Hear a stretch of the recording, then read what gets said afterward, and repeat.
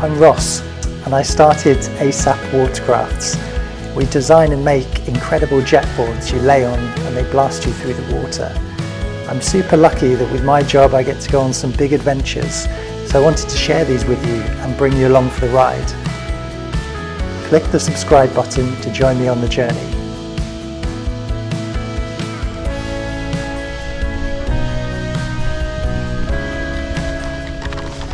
I love running. I find it's a great way to clear your head. You feel great afterwards, get outside. I love it. I've always loved running for as long as I can remember. When I was a kid, I would go on runs with my dad, and as I was into my teenagers, I would do track, athletics and running. I'd run 800 meters and 1500 meters on the track. Both my parents have run the London Marathon, so it's always been on my bucket list to run the London Marathon.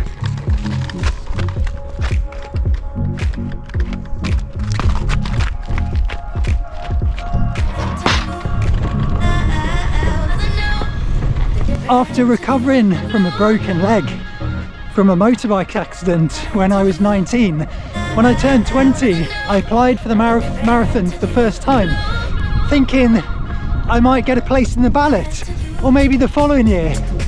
And I kept applying every year, hoping to get a place. This became a bit of a routine for me. Every April, I would apply for a ballot place in the London Marathon, and then around every September, I would get a rejection letter. I couldn't believe it.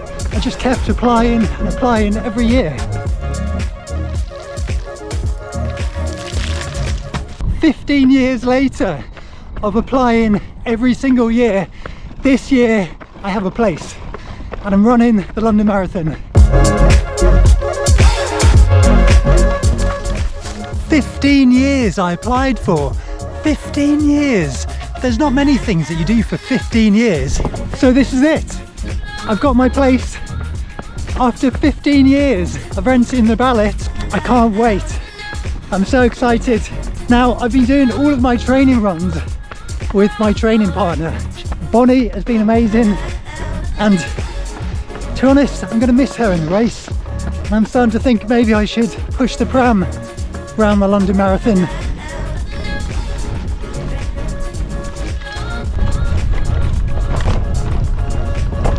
Every time me and Bonnie go through this tunnel, we like to make silly train noises.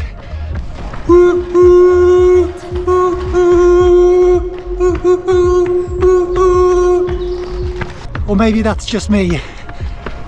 This time next week, I'm going to be running the London Marathon. So this is my last training run. This is my shakedown run. I'm so excited. That's my shakedown run done, and it's time to get to London.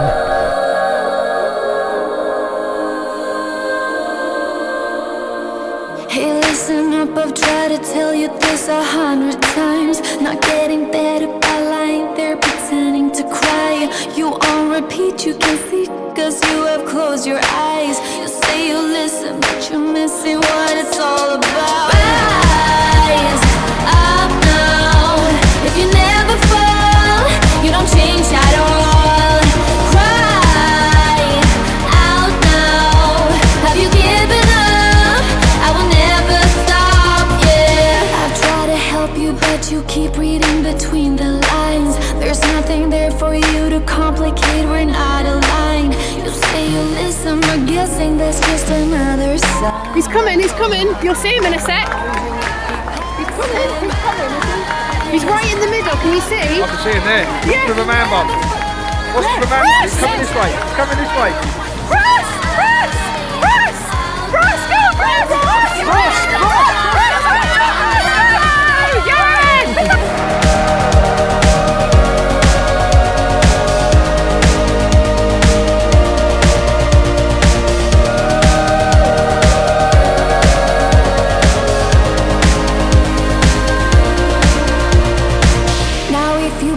I can take it, I don't need a prize. Leave out the fact that I am up against 1,000 guys. Wow.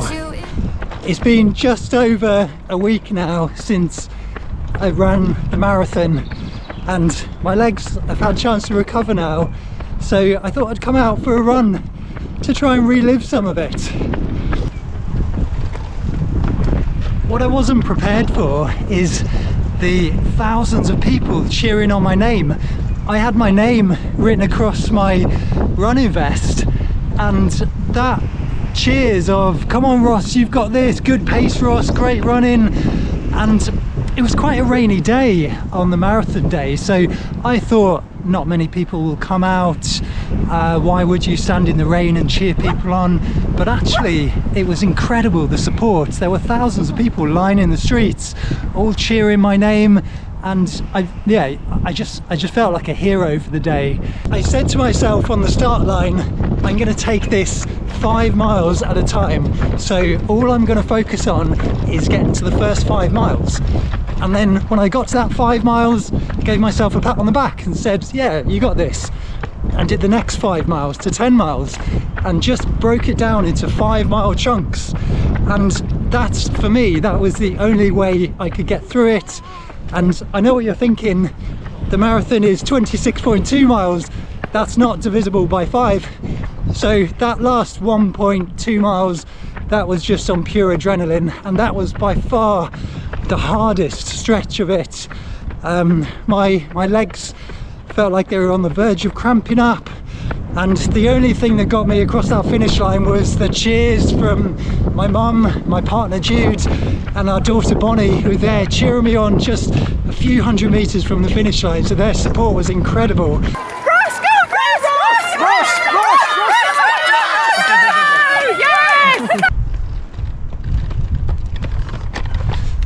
Before I set off, I had a plan. I knew exactly what pace I needed to run at. I knew exactly what times I should be hitting each mile marker or each 5 mile section. And I had a plan, I stuck to it.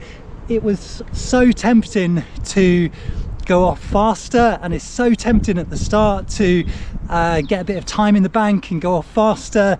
But I was very strict on myself and just stuck to the plan. And I'm really pleased to say it worked. And I wanted 2 things from the marathon. I wanted to finish under 4 hours, and I wanted to beat my last marathon time, which was 3:57. So I ran it in 3:51, the London Marathon, and that I'm over the moon with that. And that was, I think, the fastest I could have run it with the training that I did.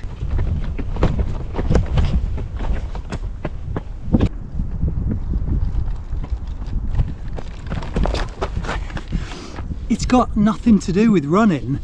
The reason I wanted to share this with you is because this is about perseverance. It's about deciding to do something and doing it, committing to it, and seeing it through to the end, even if it takes 15 years to make it happen. And this, for me, is really, really familiar, because this feels just like starting my business, ASAP Watercrafts. I started ASAP Watercrafts 10 years ago and have been growing it ever since, and that feels exactly the same as running a marathon. You can't look at the whole picture.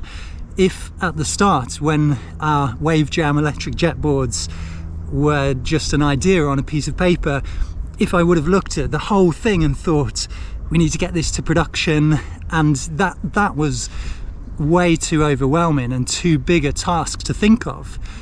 But if I broke it down into those smaller 5 mile chunks, suddenly everything became achievable. And no, let's try and get it to a first prototype, then let's try and get it to a second prototype, and let's try and get it closer to a production product, and step by step. And then before you know it, you look back and many years later you're where you want to be.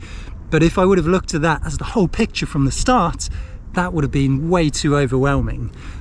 And it's the same with the marathon. And I think this is why lots of founders that I know do things like run marathons and push themselves. And for example, I've got one friend who's a mountaineer and climbs mountains.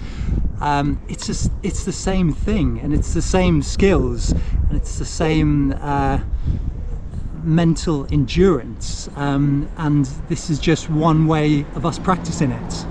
why would anyone want to run a marathon? Why would you want to put yourself through this? For me, it was about seeing what I'm physically possible of. Can I do this? Can I train, and can I make it round, and can I do it in the time that I want? When you do something really hard, suddenly everything else becomes much easier, and you realise that you're capable of so much more than you originally thought. So that's why I'm going to keep running, and that's why I'd love to do more marathons in the future. But for now, I'm going to just enjoy running, enjoy spending time with Bonnie in the fresh air and in the sunshine. So what do you think? What do you think, Bon? Should we go home? Yeah? Should we go home? Come on. I've just had a guy cycle past me, and he saw my t-shirt and said, I've got one of those t-shirts. We both gave each other a nod of appreciation. It was kind of that nod of, yeah, we both did something really hard last week, and well done.